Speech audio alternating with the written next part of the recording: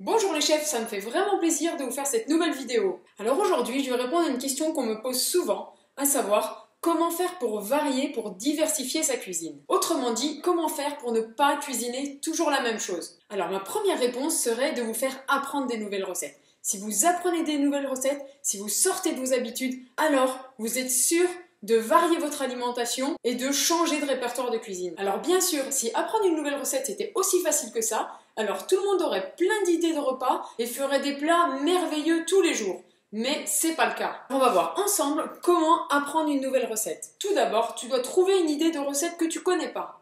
C'est super important de savoir comprendre les nouvelles recettes et comprendre la cuisine. Car même si tu ne manques plus jamais d'idées de repas, si tu fais la formation Destination Repas Zen, tu ne manqueras plus jamais d'idées de repas, mais tu seras quand même obligé d'apprendre des nouvelles recettes. Je te donne un exemple. La semaine dernière, dans la vidéo Comment rendre ta cuisine encore plus ergonomique, je t'avais dit que j'utilisais ce produit-là industriel. Eh bien, ça fait partie des derniers. Même si tu as toujours plein d'idées de repas, un jour, tu vas te dire « j'en ai marre de manger des choses pas bonnes pour ma santé. J'en ai marre de manger de l'huile de colza non hydrogénée, du sucre de canne blond, des acidifiants, acide lactique, du sel marin, de la maltodextrine, de l'extrait de riz, du glucose, du dextrose. » Voilà, un jour, tu te diras que vraiment, tu veux prendre soin de ta santé et que tout ça, c'est plus pour toi. Dans ce cas-là, tu vas aller sur internet et tu vas chercher la recette de tortilla. Tu vas rechercher dans Google et tu vas cliquer sur le premier résultat qui vient. Et là, tu vas lire et comprendre la recette. Pourquoi de la farine de maïs? Pourquoi de la farine de maïs et de blé? Pourquoi que de la farine de maïs dans les tortillas? Pourquoi de l'eau? À quelle température? Température ambiante? Température chaude? Froide? Pourquoi? Pourquoi de l'huile? Pourquoi on met de l'huile? Pourquoi un peu? Pourquoi beaucoup? Qu'est-ce que ça fait dans tout ça? Comment rater des tortillas? Si tu te poses la question de comment les rater, alors tu es sûr de ne pas faire ces erreurs et justement de les réussir. Un autre conseil que je peux te donner, c'est de comparer les recettes. Tu vas cliquer sur une recette, 2 recettes, 3 recettes, tu vas regarder les ingrédients, comparer les ingrédients, comparer la description de la recette. Tu dois vraiment passer du temps à comprendre la recette. Plus tu comprendras la recette, moins tu auras de chances de la rater. Tu peux même lire les commentaires qu'il y a en dessous de la recette. Comme ça, tu vois les gens, les erreurs qu'ils font, souvent ils le disent. Soit c'est une bonne recette, soit elle marche pas, soit c'était marqué pour 10 alors que c'est pour 8. Tous ces commentaires sont très précieux. Surtout, lis-les, si bien sûr tu veux réussir ta nouvelle recette. Tu vois, par exemple, j'ai fait ce travail et voilà ma pâte à tortilla. J'ai cherché une recette de pâte, alors c'est la deuxième que je fais. La première, je l'ai fait que à base de farine de blé, comme c'était écrit dans la recette. On l'a goûté, on a trouvé que c'était pas très bon. Alors aujourd'hui, j'ai décidé de mettre du maïs. C'est pour ça qu'elle a cette couleur. Ce qu'il faut savoir avec les pâtes, c'est que si tu mets trop d'eau, ça colle. Si tu mets pas assez d'eau, c'est trop sec et ça se fend. Regarde.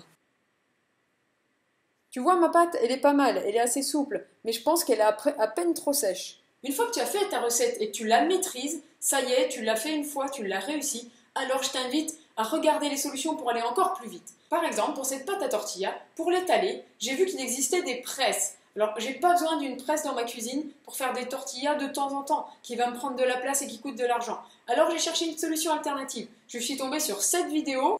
Because you can see what you're doing as you press down.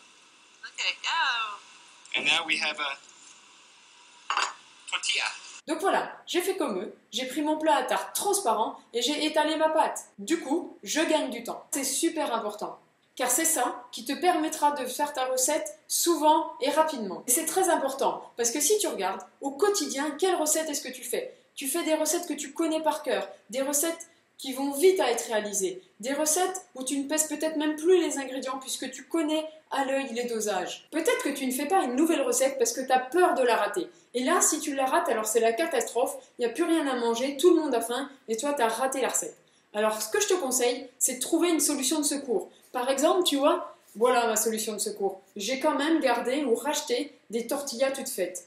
Car si je les rate ou si elles ne sont pas très bonnes, eh bien, je les remplace par celle-ci. Comme ça, je n'ai pas le stress supplémentaire de devoir réussir ma recette à tout prix. Si, comme moi, tu as décidé de te passer des produits industriels, alors il va sûrement t'arriver une mauvaise surprise. J'en ai fait l'expérience chez moi. Par exemple, ces tortillas, je les ai jamais faites maison. On est toujours habitué à manger des tortillas industrielles. Du coup, celles-ci, elles n'ont pas le même goût. On a l'impression que c'est pas des tortillas et du coup qu'elles sont moins bonnes. Alors certes, ma recette n'est pas autant au point que la recette de tortillas faite par des chimistes, l'agroalimentaire, calibrée au gramme près, faite par des machines. Moi, je ne suis pas une machine.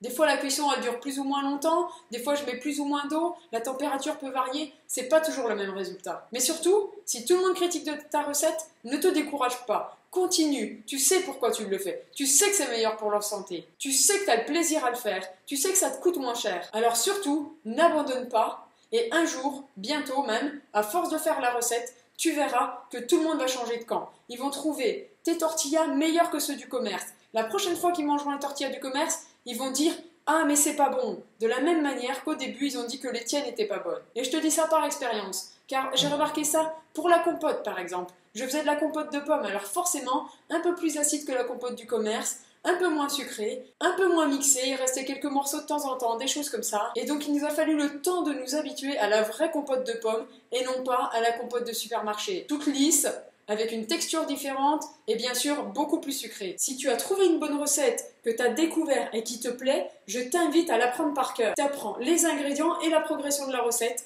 C'est simple et tu verras, la prochaine fois, tu vas gagner énormément de temps. Je peux te dire que pour faire des tortillas maison, il faut 500 g de farine, soit 250 g de farine de maïs pour mon cas et 150 g de farine de blé, 220 ml d'eau tiède, 50 ml d'huile et une pincée de sel. Tu vois, j'ai appris ma recette par cœur et la prochaine fois, je gagnerai au moins la moitié du temps. Car je n'ai pas à ouvrir mon ordinateur, je n'ai pas à aller chercher la recette sur le menu hebdo, je n'ai pas à l'ouvrir, je n'ai pas à la lire. Directement, je saute sur mes ustensiles, ma balance, mon saladier, mon eau, ma farine, mon huile, mon sel, et voilà, c'est terminé. Il y en a pour le temps de le dire. Quand tu apprends une nouvelle recette, en fait, tu en apprends plein d'autres en même temps. Parce qu'en cuisine, tu verras, si tu arrives à la comprendre, tout est lié. À partir d'une recette, tu peux en faire plein. Comme par exemple avec la vidéo 1000 idées de salade. Je t'invite à la regarder dans la description de la vidéo. Tu vois par exemple avec ma pâte de faritas, je peux faire plein d'autres recettes. Des enchiladias, des naans ou des nans,